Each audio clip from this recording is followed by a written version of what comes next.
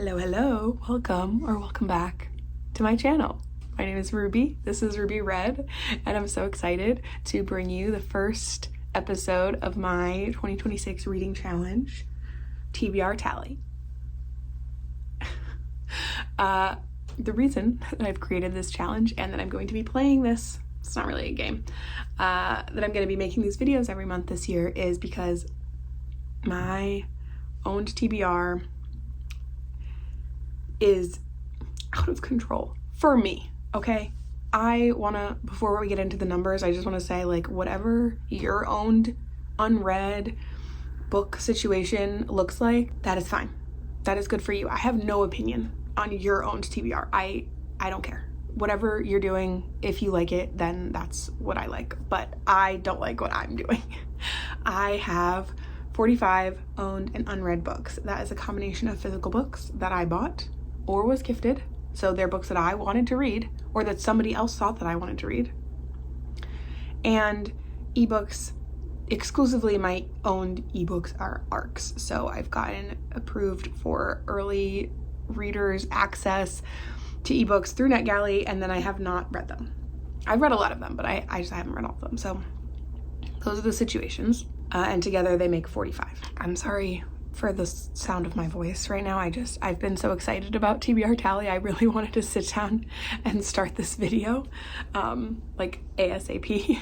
So I'm still kind of recovering from having the flu over Christmas, but we're gonna power through. So the way that this series is gonna work, TBR Tally, is that I have tallied up the books I own, which is 45, as I've said, and I've also done some soul searching, and I think the number of owned unread books that I would like to have is more like 15. That means that I have to read 30 owned books this year. And my reading goal is 60, so that's like, we can do that. You know, half of the books that I read are gonna have to be owned books, maybe. So that's the goal. The goal is to get to 15 by the end of the year. And the way that we're gonna do that is by adhering to the tally. The tally has two parts. The first part is gonna be dealing with those 45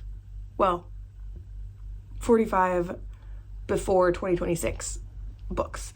That number minus the 15 that I'm gonna leave is 30. So that makes my monthly tally 2.5.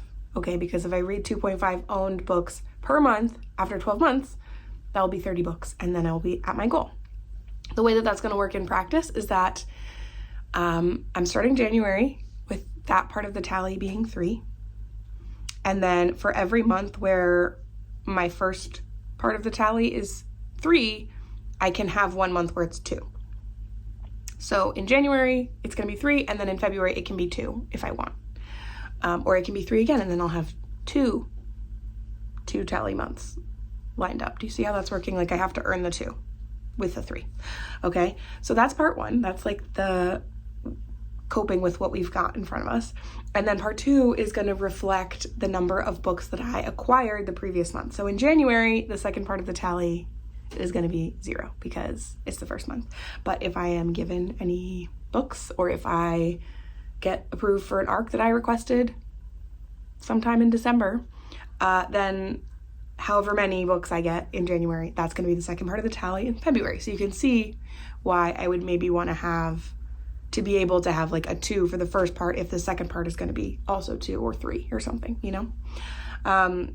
So that's the basic structure. That's how many owned books I have to read, whatever the tally says. So in January, the tally is 3. I do not have any rules for myself about, like, in February. I don't have to read the books that I got in January. I can read any of the owned books. It doesn't matter what we're left with. I don't care about the oldest, really. It's all good. So it's just about keeping the number moving down. So a couple more rules before we talk about what I'm going to be reading. I can bank a book. Like, if I read 4 owned books in January instead of the 3, then that 1 book I can put off to the side, and in a month where I maybe have like a higher tally, I can use that book to count as one of my tallies. Also, I'm gonna say, if I don't finish the books, like in January, I have no doubt that I will, but when I look at my book buying patterns, it tends to come in waves. So I fully anticipate there being a month where the tally is 8 or 9. I'm going to try not to do that this year, but like that's how it would have been if I had done this last year. So if in some month I don't finish the tally, that just means that the next month I am like firmly banned from acquiring any books, and I carry those over. Whatever number was not finished in February is going to move on to March. And I cannot accept any new books in March. Cannot get any, like, if I get approved for an ARC in a month I didn't request it, that's just, we'll have to deal with that if it happens. But if I have like read, let's say 25% of a book by the last day of the month, I will just finish the book and put the vlog out late. As long as I've started the book, then it can count for that month. But if I haven't, then it can't. Okay, so those are the basic rules. One thing that is going to help me in this, these goals are going to help each other really, is that I'm going to be reading my TBR Spin book first and foremost. So TBR Spin is a year-long reading challenge. Every month, Sarah from Freshly Read Books spins a wheel of prompts, and you pick from your stack of 12 that you start the year with. So I have a stack of 12. It does have 3 arcs on it. And my first pick of the year is going to be Rouge by Mona Awad. So that's the first book that I'm going to be reading in this video. And then I also am working on a read through of The Realm of the Elderlings with some friends. So the second book for this tally is going to be Dragonhaven. And then the third book, we've yet to decide. And I'm not going to decide until I need to pick it. So I will let you know when that is. But for now, I'm going to get back to reading. I've already started Rouge. I think that's all the rules and explanation that I needed to provide. So I'm really excited about this challenge. I'm hoping that in some months, like, I'll still use some sort of a game or something to pick my books. I don't know. I want to have fun with this, but mostly I just want to get started. Okay, for some reason, instead of filming my reviews of Rouge and Dragon Keepers, is that what that one is called?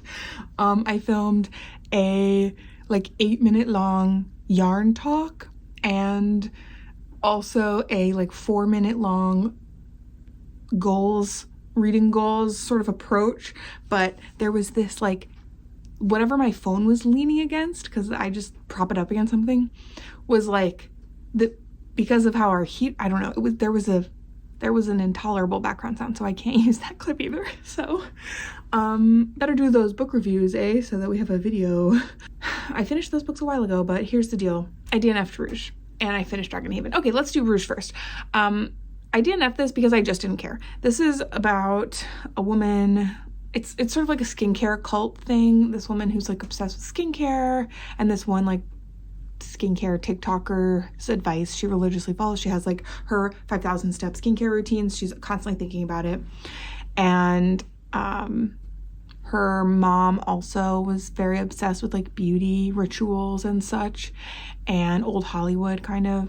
And then her mom dies. So the book sort of begins when she returns to San Diego, where her mom had been living, from Montreal, where she had been living, to attend the funeral and like put the affairs in order and everything. And she's not doing great even before this.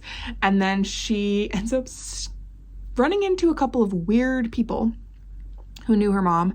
And then from there, she ends up meeting or finding her way to this like secret spa, very culty. There's something about jellyfish.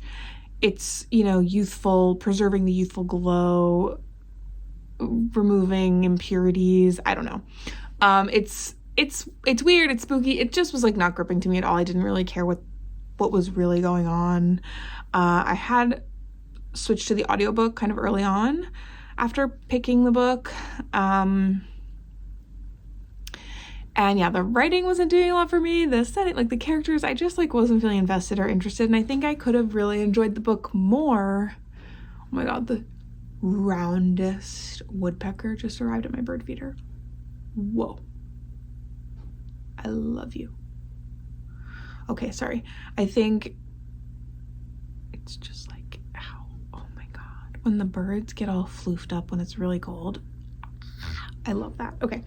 The setting being San Diego, I think I could have had more fun reading this if I had read it when it came out. It does have a lot of like the line of the arc of plot kind of, or like not even the arc, but just like the situation. It was very bunny to me, which I loved when I read it, but I don't know if I would love it if I read it now. I don't know if that's a book that I would like now. And I clearly didn't like Rouge because I didn't finish it. I read 60%, I think. And then I just was like, there's nothing in, like, I will put this audiobook on, but I will like not be listening to it. So that sort of is the sign that I took. So I DNF'd that. I did write my review. I was willy-nilly requesting arcs for a long time. I'm not like that anymore. Very carefully requesting arcs. And I think overall, like the books that I've requested recently, I have a better chance of liking, but like some of these books that I requested ages ago that I just never read, it's like not gonna be good. Okay, so that's Rouge, one of them off, one tally done. Okay, then Dragon Haven, which is the second book in the Rain Wild Chronicles. The first one was Dragon Keeper. Anyway, Dragon Haven is a sequel and it's in a series, which is a really big series, blah, blah, blah. Can't say much about it, but I will say my feelings about it, which are, it was better than the first one. Not like so much better. And there is still something in them. Like I did zoom through that book. I was flying through it. Once I got going, I couldn't put it down. But, characters, the only character getting like an interesting or even like significant arc, I guess there's two characters who are having a serious arc, and one of them I feel neutral about. I guess I'm a little bit curious based on what happened at the end about what could happen going forward, but throughout the whole book I was like not very interested or invested. And then the other character who's having a good arc, I was kind of annoyed about because I was like, this isn't what I want. I just felt that there was more potential for this group of weirdos that have come together for this book, for this series, for this one to be the one who gets the good. Like, are you kidding me? Also, all of the like interpersonal stuff was lame, I'll say. I think Robin Hobb has written some really complex characters with, you know, very full and like, you know, conflicting, you know, parts of their lives, and like it just is interesting, you know, and rich. But this is not like that. This one, everyone is concerned about sex. It's like everyone's worried about sex, thinking about, it's like just uninteresting. So, but it was better than the first one, and you know, I'll keep reading it, of course, but I still don't like.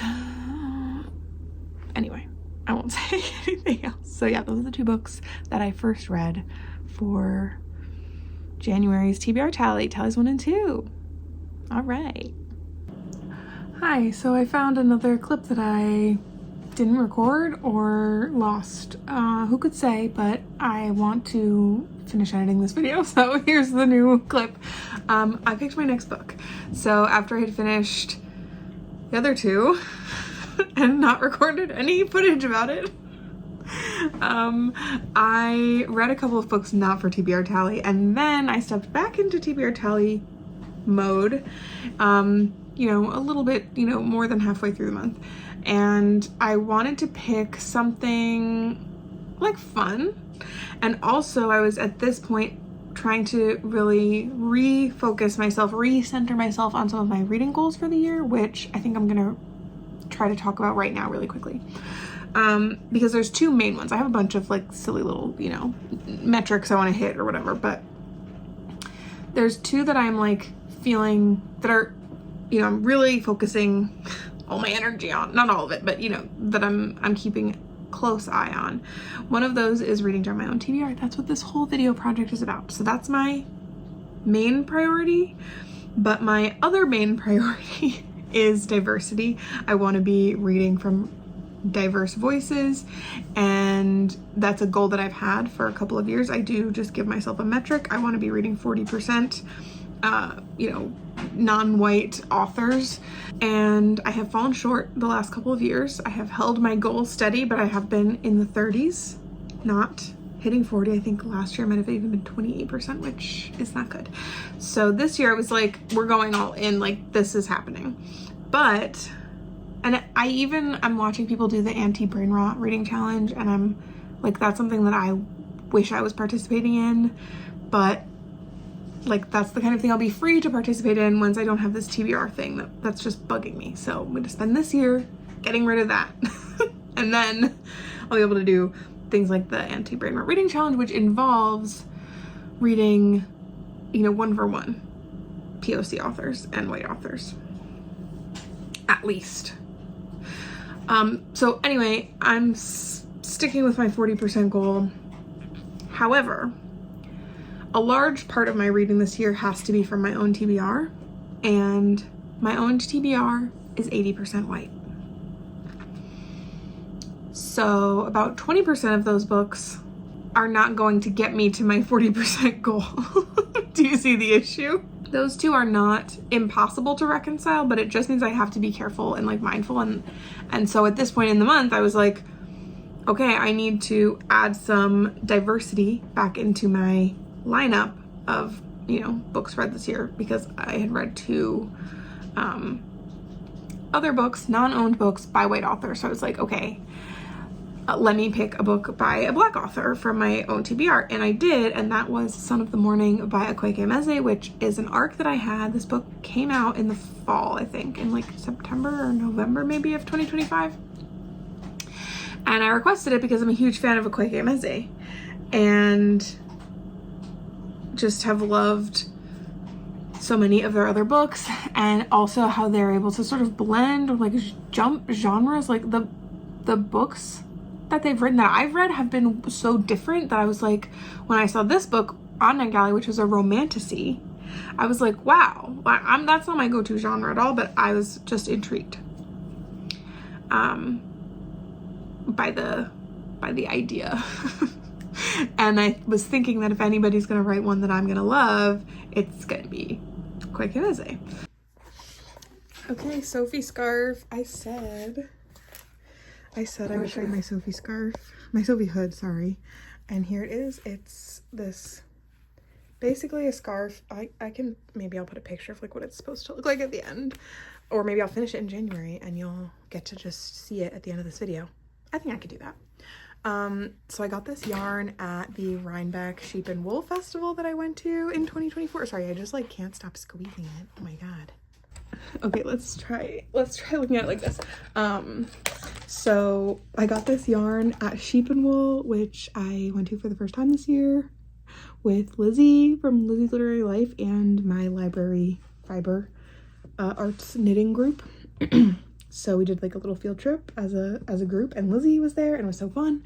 And she got some yarn there too. I don't know if she's revealed any of that, and I don't know what she's doing with it, to be honest. I can't remember.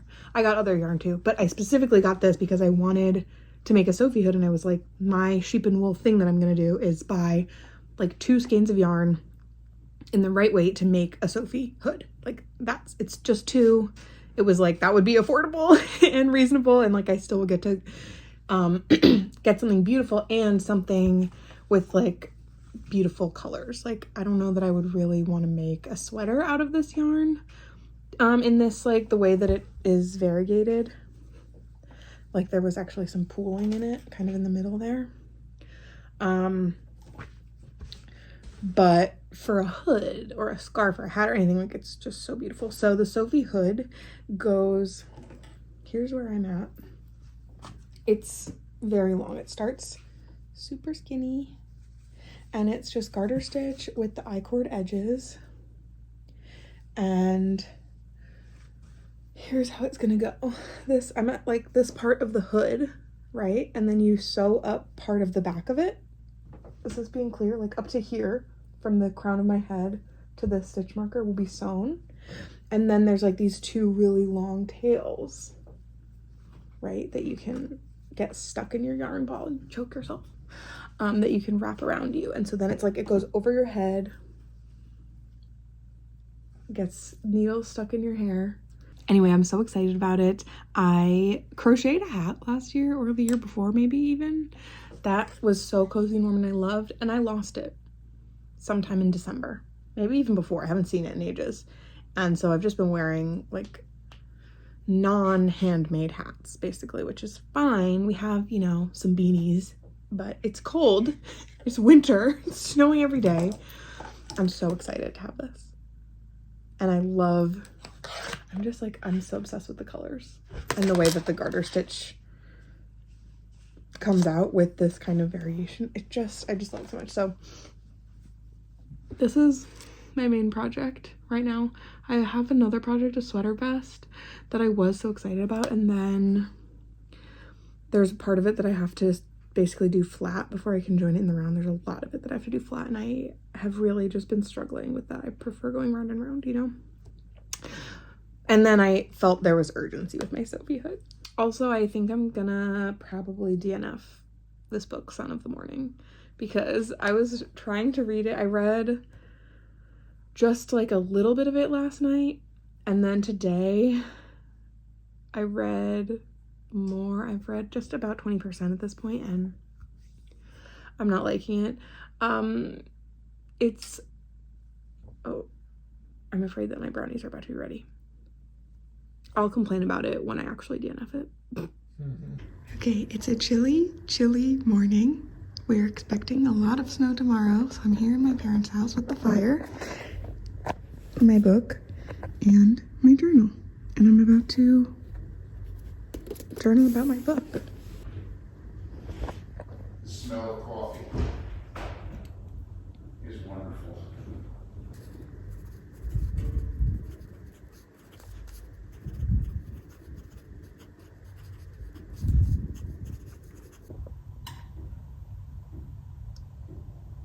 Can you believe the size of that bluebird? Oh my god. They're so perfect. Look at, he's so floofed.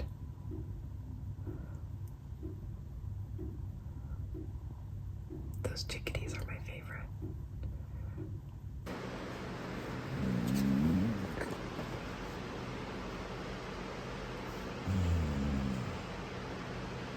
Yes.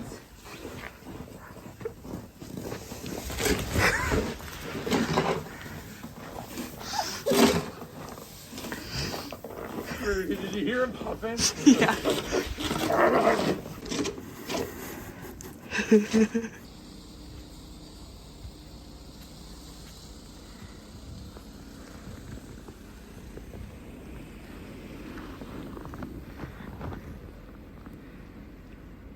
So yeah, I DNF'd Son of the Morning. Here's what it's about. It's not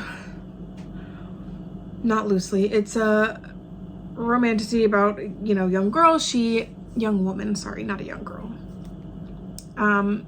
who comes from a family of women with, like, you know, powers of a sort. There's something going on, but her more so than the others.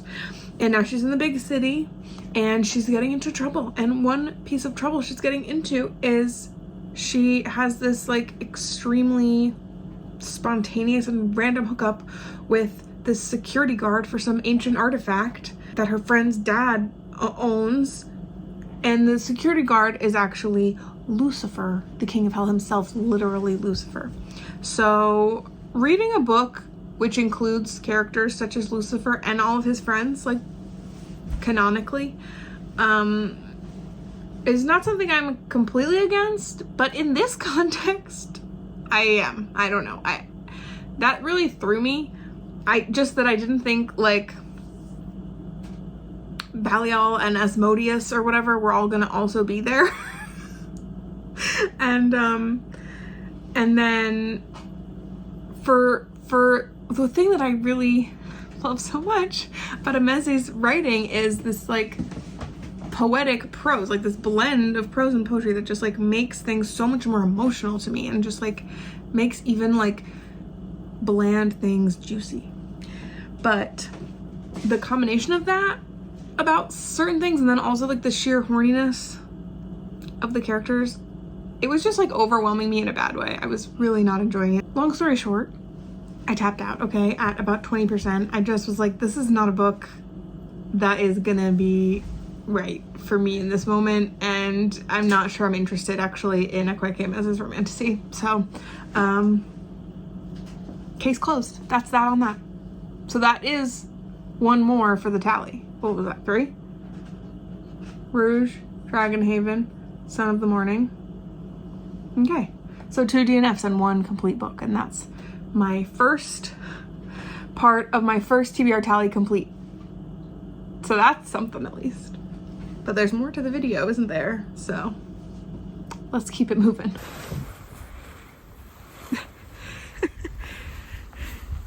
We had a little bit of snow.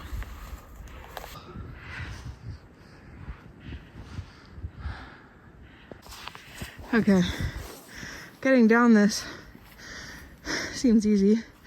The river is like right there. That's what we're coming down to see. But getting up, look, oh God. The river's probably completely covered. Oh my gosh, it's gonna be tough to get back up here. Okay, some river there.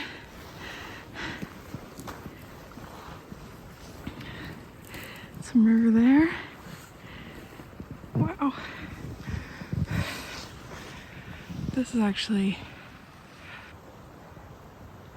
such a cool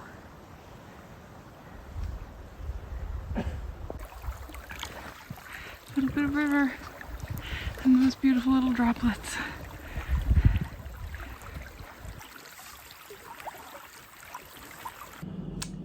Okay, I am once again sitting here at my computer trying to edit this video. I'm trying to finish this video and I'm no movie magic in this, okay? Just real talk. I sat down and the only clip that I had left for this whole thing was the outro, in which I'm wearing the same outfit, but that was days ago, many days ago. And in the outro, I wrap up my final book, but I never I never explain that I'm starting that book in this video. I don't have any footage of that. And there's a whole other book that has not been mentioned at all. So really was too busy reading to vlog this whole thing. Hopefully February is better. Okay. After DNFing The Son of the Morning, picked a new book. And I picked The Island of Missing Trees by Elif Shafak. This is a book that Lizzie gave to me for Christmas. Not this most recent Christmas, the one before. Thanks, Lizzie. And I absolutely adored it. So that was a huge hit. It's got a little multi-generational thing going on because it's about, this was a long time ago. I don't remember her name. Ada, maybe? She's a teenage girl living in England somewhere in the 2010s, and it's also about her parents and their like romance. And so when her parents meet, they are both teenagers living on the island of Cyprus, which at that time was just sort of getting into the swing of a bit of a civil war between the Greek and Turkish people living there. And one of her parents was Greek and one is Turkish. It's like, you know, forbidden love. And it's the story of how they were in love and like kind of what happened to lead them to the situation now, which like the present day situation, which is Ada's living with her dad and there's this fig tree there. The fig tree? The fig tree is kind of a character in the book, which is so fun. So the fig tree has some stories, and the fig tree that they have in England is a cutting from a fig tree that was growing through the center of this tavern where the two parents used to meet. And so the fig tree has seen a lot, and it's telling the story of that. And so from these different perspectives, the scope of story that we get was wonderful. The writing was so beautiful. There was so much about trauma and like inherited trauma, inherited beliefs, and how, you know, the roots of all the trees connect underground, and like it's the same with people, kind of was the vibe. It was just, if you're into trees, you'll like this. If you're into, you know, not super historical fiction, it is a part of history, and it is a book that explores, sort of explains a conflict that I really didn't know anything about. So that's something that always a big plus to me when I'm reading a book, learning something. And yeah, I gave this 5 stars. I think I loved it. So I read that, and that's actually the book that I'm reading and journaling about in front of the fire, like many clips ago. And then after I finished that, I was like, wow, that was so good. I need something lighter, something, you know, a little more fun. I don't know, I was in the mood for historical romance, and guess what? I have an arc of a historical romance, Never After by Alexis Hall. So that's what I picked up next. And I think now you're caught up. So now we can do the wrap up. All right, I have finished Never After by Alexis Hall, and that means I've also finished January's TBR Tally, because today is February 1st. I have a lot of, I guess, thoughts about Never After. I'll start with that. So it's a historical queer romance, something that Alexis Hall has written a bunch of, and that I've really enjoyed for the most part. Actually, I didn't enjoy all of them, but I love how funny they are and witty, and it's pretty fun for me to be reading a historical romance where you get like all of the social expectations and all that, and then also everybody is queer. It's just like fun. It's just fun, you know? And this was not like that. This book was not really fun. I think it was still good, but it was just so different from what I expected that I was a little bit disappointed, I guess, initially. But I did come to appreciate it in a different way than I've appreciated Alexis Hall's other queer historical romance or books in general. So it follows 2 main characters, Micah, who is sort of like, was a well-educated-ish, you know, he came from money, I think, nothing crazy, you know, and then was disgraced basically by his family and has ended up working as a sex worker and addicted to opium. And then our other character, Thomas, is the 3rd son of a, I don't know what, very high-ranking, you know, someone. So he went into the church, and he's a priest. And he's on the sad side, you know. And they meet when Micah basically collapses on the street or something, like right in front of Thomas, and Thomas is like, oh gosh, you know, it's my duty to help anyone I can, and here's a man who clearly needs help. So he brings him to the like family townhouse, because they're in London, and starts like nursing him back to health. And then eventually they move to Thomas's house, where he is the priest of this little village in the countryside. And the rest of the story takes place there. They both just have such different expectations of what their relationship, you know, their not even a romantic relationship, but like the way that they relate to each other. They have such different expectations of what that is and what it's going to be and how they're going to be treated. So there's some really tense and confusing, well, it's confusing to both of them, and it's not confusing to the reader because you're getting each of their perspectives. So you do really get to know these 2 characters.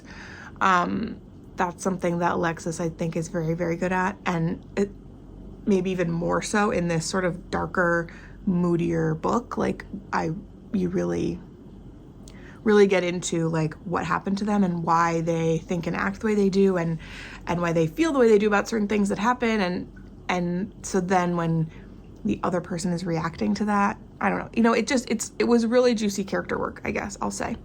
But it was sad, it was dark, well, maybe dark isn't the right word, it was moody, and There were a lot of tough topics. This one had a lot of homophobia, of well, there's like some sort of, dubious consent, I guess, in regards to Micah's sex work, and there's also like the religious aspect. So there's a lot of discussions about God and the church, and religious homophobia and religious bigotry in general, and a lot of those things are sort of glossed over in other historical romance, between, in a queer relationship that I've read, but not in this. This one, they were like really dealt with, not necessarily dealt with, but really, a factor. So I don't know. The ending also, I'm still thinking about if I liked it or not. It's not maybe typical.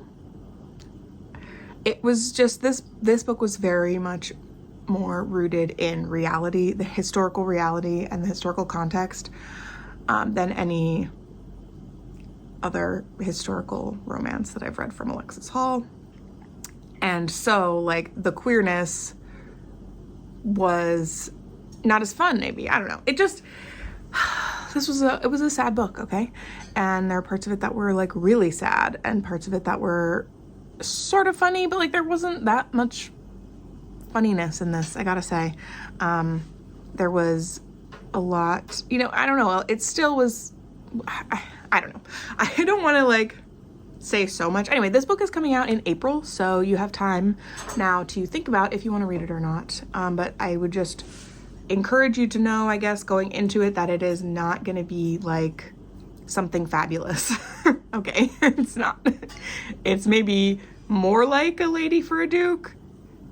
I think that had some more serious stuff, but that was still way more lighthearted than this.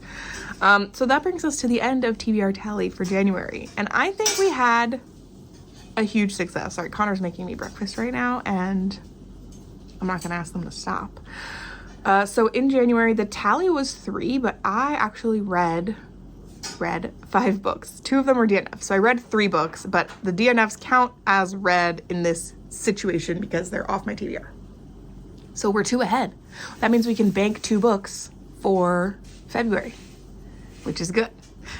I did calculate my pages just for fun, just so that we can know together. I read 1,581 pages in January for TBR Tally. I read a couple of other books also. I really went crazy this month, reading-wise, but it was fabulous. It was so fun.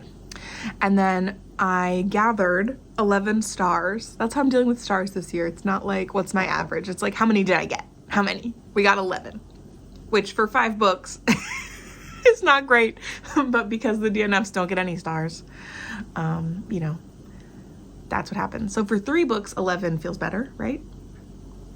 Anyway, that's just for fun. So thank you so much for joining me on this new journey that I'm on. I'm really excited for February. I've actually already started. And I think this project is going to go really well because it's already caused me to change some behaviors. Like, already I was about to do something and then I was like, wait, there are going to be consequences for that action. And then I backed away. So this time next year, I'm going to be reading whatever I want. But for now, I'm reading what I've already got. Okay. Thank you so much for watching. Let me know if I don't know, if there's something else that I should be doing with this whole tally thing. I don't know.